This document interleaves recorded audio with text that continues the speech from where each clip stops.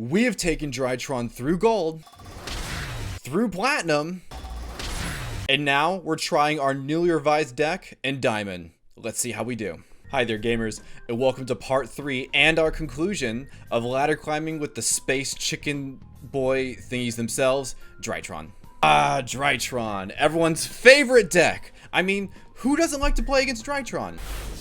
Aw yeah, I got a couple Drytrons in hand, I got Diviner, I can go full combo, let's bring out the Zeta, reveal it. Aw. Okay, but this guy's not gonna surrender. I got a Gamma, I got the Ritual, I can't even do anything. Let's just use Gamma here to get it out and... son of a bitch. For part 1, we used this version of the deck, and in part 2, we used this variant. And for part 3, now that we're in Diamond, how did we adjust? Well, adding the Chaotic Magical Dragon to play through Diviner Negates wasn't quite enough. Sometimes you just end on 2 bodies and can't do anything with them. Well, now if only there was a Link monster. A generic Link monster. A generic Link 2 monster. A generic Link 2 monster that can get us out of any situation. Oh, that's right! The clear answer is IP Masquerade! Okay, fine. It's Anaconda. I know. Count down the days till this broken card gets banned. Progressing forward, using the branded engine through Anaconda not only gives us a way to interrupt after we've been disrupted, but it also makes our end boards even stronger. And hey, don't take my word for it. Let's see how the deck fares against the meta, specifically with Sword Soul. You know, Sword Soul, even though it's still not the dominant tier 1 deck it used to be, it's a powerful deck. It can be hard to combat. Great extenders, great ways to break boards, and can create powerful monsters. So we're gonna go ahead and start off our turn with Jack in the hand, baiting out an Ash, and by gosh, we did it. We can now Cyber Emergency for free, getting us Alpha. Alpha being the most important card for our strat. So unfortunately, no Zeta in hand, but we can work around it here a bit. We're gonna go for Alpha effect to tribute the Gamma to get Ben 10. Now Gamma here, tributing the Ben 10 to revive the Gamma, and that'll bring out the Alpha. Ben 10 effect, we will grab the orange light just in case our opponent has Nib. The only thing that can really stop us now is something like an Imperm or what's it called? Or an effect that were to stop the Mubeta Fafnir, which they did have unfortunately, but you know we're not done. Come on now, we're better than this. We're gonna summon out Diviner to grab the Ritual spell because we could not Zeta here. We're gonna go ahead and Ritual off the entire Mubeta Fafnir. Can't use the materials effect negated to bring out the Beatrice. Beatrice effect here will detach the Diviner to dump these Delta. I don't want to grab the Ava quite yet because I can do that next turn. You could argue that that does play into Call by the Grave. We do it during the standby phase, but I'm going to go ahead and go for the risk here. I am going to go for Verte here, dumping the Branded Fusion and using its effect to bring out the Mirror Jade. So now at this point, we do have a Mirror Jade interruption, and we have on standby phase, as long as we don't get called by, we will send Ava. Ava effect here, banishing both Heralds to grab a Diviner and a Herald. So here I have 2 interruptions. I have to pray I interrupt at a key time here. My opponent is going to bring out the Vishuddha here.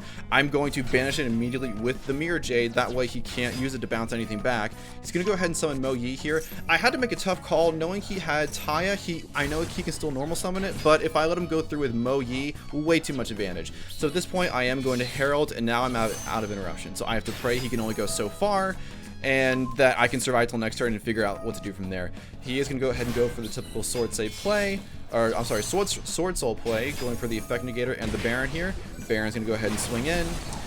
Mirror Jade here does get popped. I am going to use Mirror Jade's effect to force the Baron negate, so now my opponent only has 1 interruption, and I have to make sure I bait it out at a very key time. We are going to draw for turn. Drytron Nova. Oh my goodness, what a great top deck. I'm going to summon Diviner here to force out the negate from the Grandmaster here. We're to go ahead and use the spell to bring out the Ritual Spell Collector now that we have it. We do have it in hand, but at this point we want it for more extenders. We're going to go ahead and tribute off here for the Ben 10. We're going to use the Gamma effect here to tribute the Ben 10 to revive 2 here. Ben 10 will get to search here. At this point, seeing his board being out of interruptions, I need to get Natasha on deck and to steal his monsters and go for game. And that's exactly what we're going to do here. We're going to use the Metanist Drytron to bring out the Edaton. Edaton's effect will revive the Ritual spell back to hand.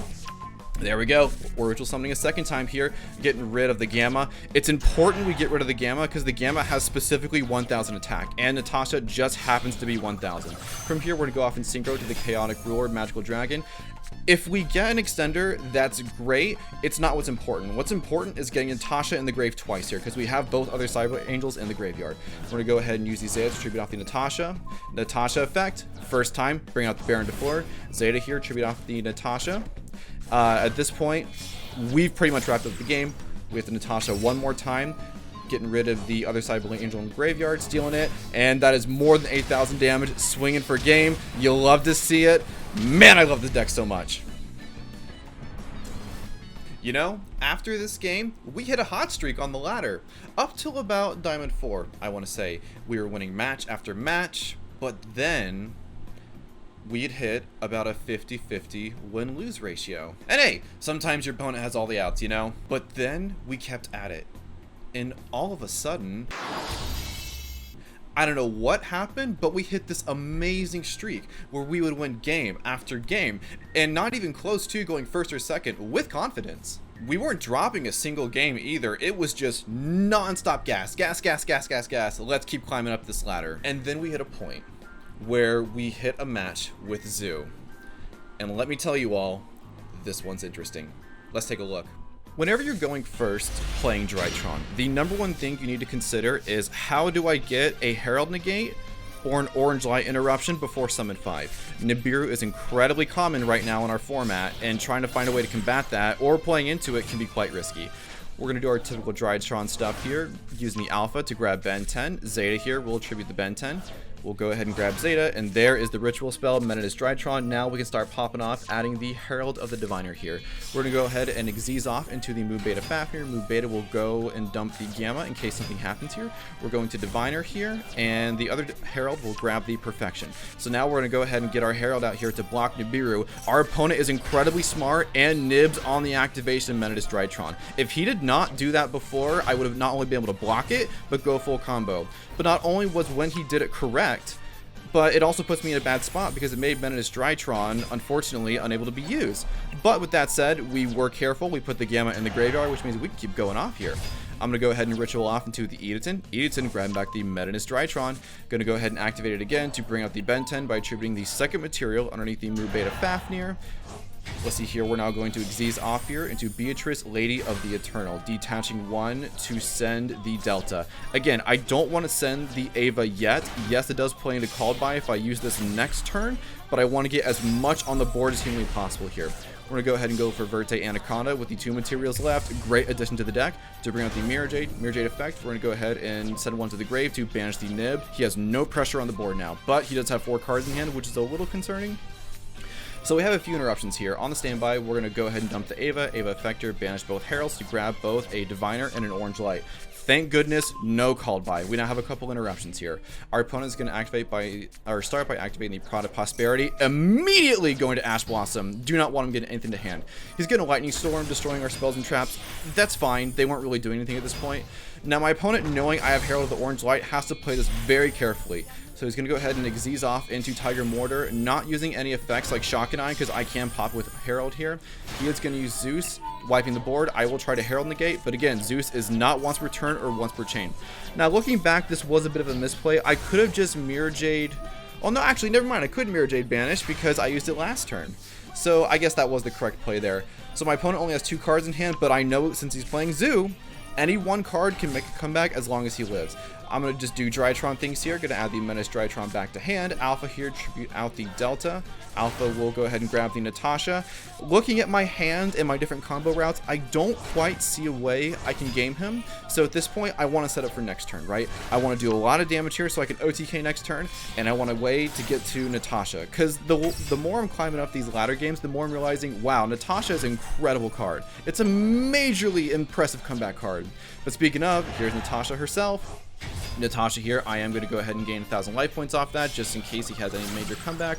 I'm going to go into Unicorn. I don't want to spin the back row. I want to keep this Orange Light in hand just in case I need it for next turn. I am going to access Code Talker here, popping his back row in case it's something that, you never know. Because again, with Zoo, they can have a lot of back row. You never know. But it's a Tenki, and why he didn't activate it next turn, I'm not 100% sure. But he does have the Thorough Blade here. Now he can do Zoo stuff. I'm going to go ahead and go into Drytron. I have no way to protect this access Code Talker, unfortunately, so it does get popped.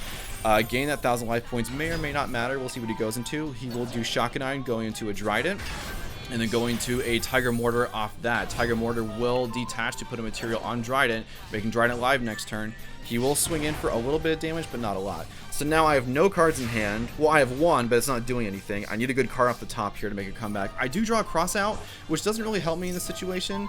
He is going to Drytron pop because he knows I'm going to steal it, but the last card in hand was Max C. So thank goodness I drew cross out because that was one of my only combats. So here, Natasha, I'm going to do Natasha stuff, banishing Zodiacs, stealing his monsters, filling up a board, and going for game. Good game for my opponent. It's funny seeing how a card such as Jack in the Hand gives us so much advantage, and it's almost a shame I didn't use it before. It gives us a Drytron we want to the hand, it gives our opponent essentially a dead card, and if it gets pitched, we get another Drytron in the grave. It's nice. It's good, of course, unless our opponent's playing Drytron as well. Yeah, go ahead and take this card. You can't use it, come on. Oh, you can use it. Wait, Kaiser Coliseum? Hold on, I need to see this person's deck. Is that Mistral the Silver Shield? What the? Following up here, we're getting closer to Diamond 1. Now we're seeing the meta decks. I'm playing against Despia, against Hero, against Thunder Dragon. Look at the tier list, you name it, I played it. But come to our final match. Up against Despia, mind you. We hit a point where we got a powerful board set up against us, and we had our work cut out. And let me tell you now, the way we broke it, it's kind of fascinating. Check this out. So looks like our opponent's going to be going first this time. Alright, let's see what we can do about this. So we do know they're playing Branded Despia, and we know it because they fire off the Branded Fusion right off the bat into Lubellion. Here comes Lubellion. Lubellion's effect will pitch a... Oh no, that's a snow. That ain't once per turn.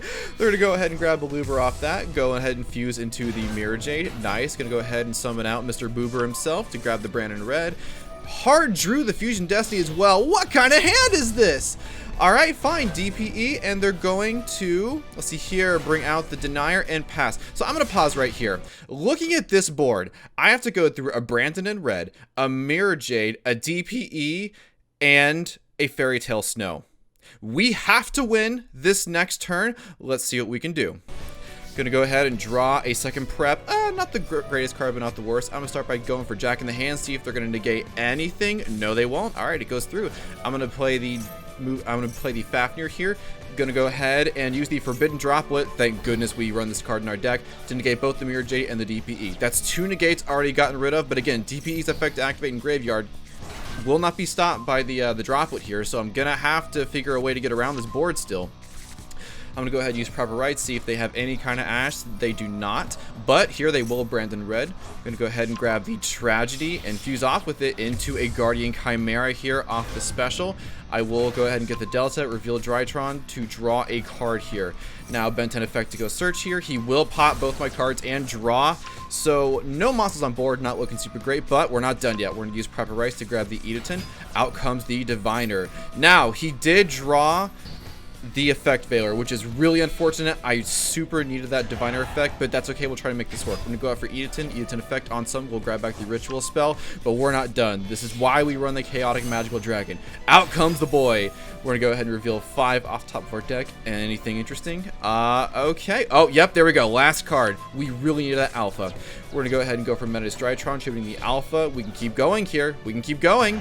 Out comes the Ben 10. Alright, Alpha here, we will attribute the Ben 10 to bring itself back out and grab a Natasha. Natasha is our win con. We need to get Natasha off. Our opponent here, being smart, going to use Fairy Tale Snow to bring itself out. And if they can set our Alpha, we're done. They're going to use it here to try and set it. But off the Diviner, we did grab the Orange Light, so we negated the Fairy Tale Snow. One more interruption down. Fantastic, we can keep going here. Menace Drytron into our win con itself, the Natasha. MVP for this deck, shout out. Natasha here, I'll gain a little bit of life and go ahead and link off into the Verte Anaconda. Do not use the Verte in this situation because Verte will restrict us to no more summoning this turn, and we have to keep summoning if we're going to win. We're going to use Natasha to grab the DPE, go into Nightmare Unicorn. Can't use the effect, but that's perfectly fine. Our opponent sees we can Natasha a second time, and that is how not only you break a Despia board, but that's how you get to Diamond 1. And there you have it. That's our ladder climb. We did it. We reached the top of Diamond 1. We slayed the worms. We beat the best archetype ever printed, Zoo, and we also dominated the best deck in the format right now, Branded Despia. Our deck went through many changes. Its metamorphosis really focused around how to better extend the deck beyond interruptions, you know? I've developed a strong appreciation for Drytron. The deck is flexible. It can make any comebacks. It can OTK in an instant. It can lock your opponent out. It really does have it all. I wanted to thank you all so much for coming with me on this adventure through this competitive ladder. This is my first time ever recording this series, and it's gotten much more positive feedback than I was expecting, and you guys are the greatest, so thanks. I have an idea for a deck I do want to try next for the next iteration of this series, but please, by all means, if any of you have any recommendations, please let me know down below. Be happy to look into it. With that said, please stay tuned for the different variants of the deck. If you appreciated this video, like, commenting, and subscribing is always appreciated. With that said, until next time, I'm Nico JTat, signing off.